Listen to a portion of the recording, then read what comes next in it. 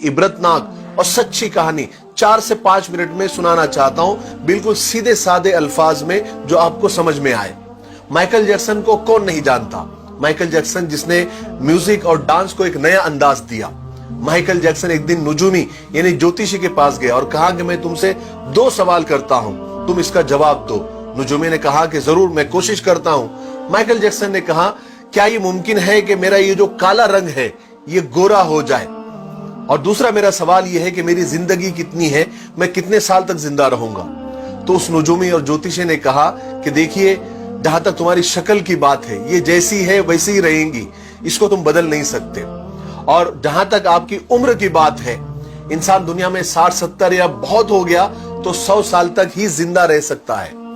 नुजूमी की ये बात सुनकर माइकल जैक्सन जोर जोर से कहका लगाया, यानी जोर जोर से हंसा और कहा कि तुम गलत हो।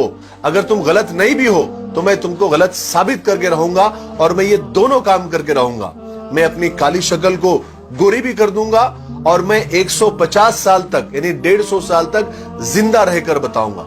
चुनांचे माइकल जैक्सन ने ये दोनों ख्वाहिशें पूरी करने की ठान ली।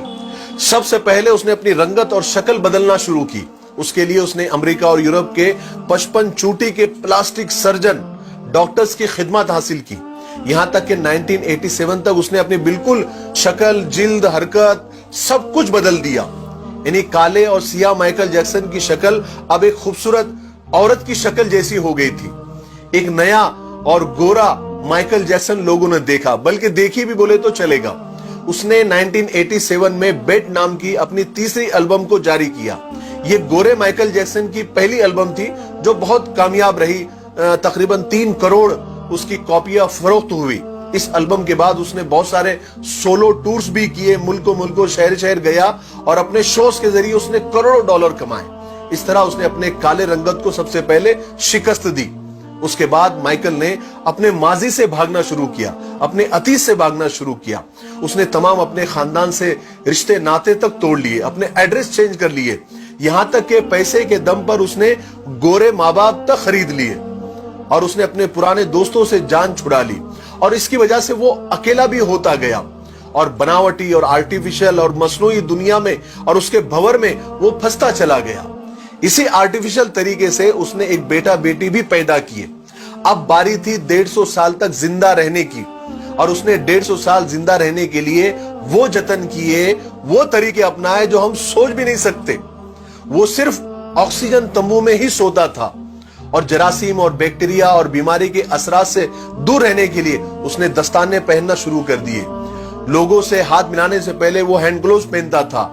लोगों से मिलने से पहले वो मास्क लगाकर ही घूमता था, लोगों से मिलता था। और खाना डायरेक्ट नहीं खाता था, वो स्पेशल खाना ही खाता था। और अपने साथ 12 डॉक्टर्स की पूरी टीम साथ में लेकर घूमता था। और ये 12 डॉक्टर्स मिलकर डेली, रोजाना उसके जिस्म के एक एक हिस्से का टेस्ट करते थे। और खाना उसका पहले लेबोरेटरी में टेस्ट होता था, वहां से ग्रीन सिग्नल मिलता था, उसके बाद ये खाना खाता था। और उसका स्टाफ उसे रोजाना वर्जिश भी कराता था। यहां तक कि आप यकीन मानिए, उसने एक्स्ट्रा फेफड़े, दिल, गुर्दे, जिगर, आंतें, आंखें सबका एक्स्ट्रा बंदोबस्त करके रखा था। यानी ऐसे डोनर्स तैयार करके रखा था जिसके घर का पूरा खर्च माइकल जैक्सन उठाता था। और वो डोनर्स भी हमेशा तैयार रहते थे कि कब हमारे दिल, गुर्दे, फेफड़े की जरूरत माइकल जैक्सन को पड़ जाए। और इन सब कारनामे करके माइकल जैक्सन को इस बात का यकीन हो गया था कि अब वो 150 साल तक आराम से जिंदा रह सकता है। फिर एक दिन 25 जून की रात आई। माइकल जैक्सन को सांस लेने में दुश्वारी, तकलीफ होना शुरू हुई। डॉक्टर्स को जैसे मालूम पड़ा, उन्होंने मुल्क भर के सारे डॉक्टर्स को माइकल जैक्सन के घर पे जमा कर दिया। दुनिया भर के डॉक्टर्स उसे मौत से बचाने की कोशिश करने लगे, लेकिन नाकाम हुए, फेल हुए। मजबूरी में हॉस्पिटल ले जाना पड़ा।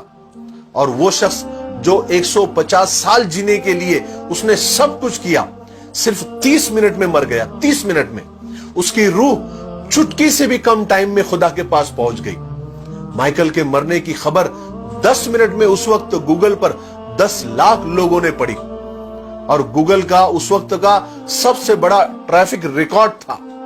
और इस हेवी ट्रैफिक की वजह से गूगल का सर्वर भी डाउन हो गया था, जिसके लिए गूगल को लोगों से माफी तक मांगनी पड़ी। पोस्टमार्टम के बाद